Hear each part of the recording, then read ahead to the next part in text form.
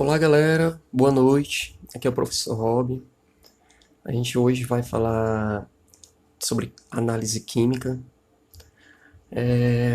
A análise química, pessoal, é um conjunto de técnicas de laboratório utilizado na identificação das espécies químicas envolvidas em uma ação, como também a quantidade dessas espécies. A análise química, pessoal, no nosso dia a dia é muito importante. A gente tem que saber de onde vem cada material, de onde vem, como aquele material é feito, por que eu utilizo esse medicamento e não aquele. Principalmente nessa época, a gente tem que isolar cada material, porque tem muita contraindicação, certas pessoas não podem consumir ferro, um exemplo, não pode consumir zinco, tem alergia à lactose, a gente tem que saber isolar, tá bom? E essa análise, ela é feita em papéis diferentes. Como assim? Ela é uma análise imediata, ela tem uma análise elementar, ela tem uma análise qualitativa e quantitativa, que a gente vai aprender no decorrer aqui da aula. A análise imediata, pessoal, consiste em isolar as espécies que constituem o material. Esse isolamento pode ser feito manualmente ou com a ajuda de equipamento, como laboratório, tá bom? Dependendo do material, lógico. Eu botei um exemplo aqui de óleo, água e areia. Facilmente a gente pode separar aqui, né? Por densidade ou com manuseio mesmo, normal. A gente pode separar a água do óleo e assim por diante, certo?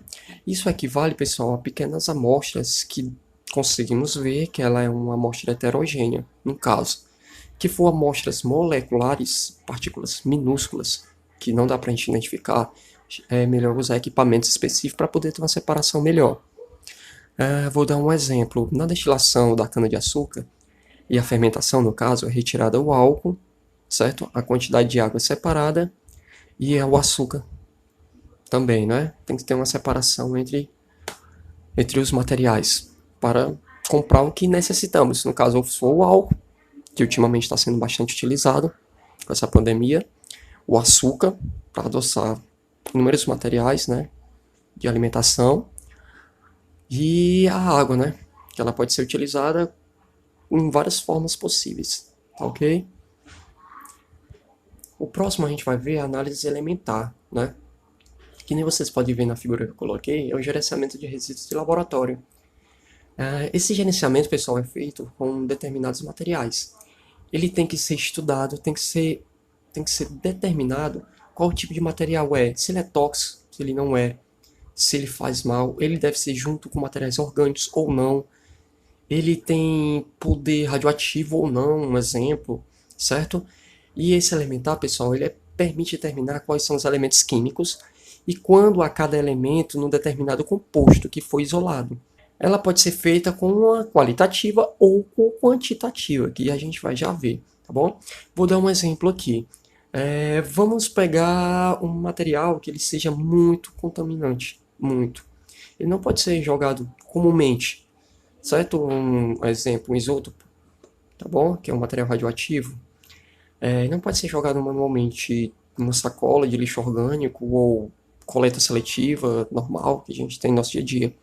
Ele tem que ser separado, certo? E descartado em um determinado local que seja específico para ele. Não pode ser descartado loucamente em qualquer local, tá bom? E vamos continuar aqui.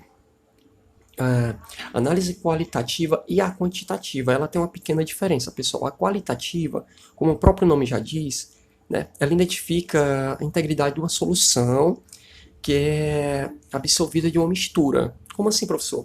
A gente, numa solução, pessoal, a gente tem um reagente e um produto.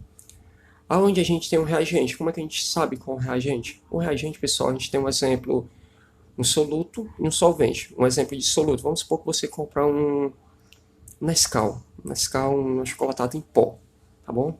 Esse achocolatado em pó, ele seria o soluto.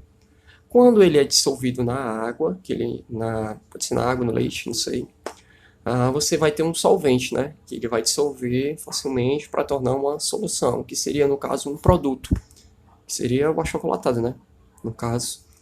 Então, a gente pode pensar em vários tipos de coisas no nosso dia a dia, que a gente pode dizer que tem soluto e solvente. Uma própria cal em pó, ela vem a cal em pó, Aí vem dizendo 1 quilo de cal para 10 litros de água. Aí você pega o soluto, que é o cal em pó, bota na água, que é o solvente, para ter a solução, que é aquela tinta de parede. A gente chama de produto, né?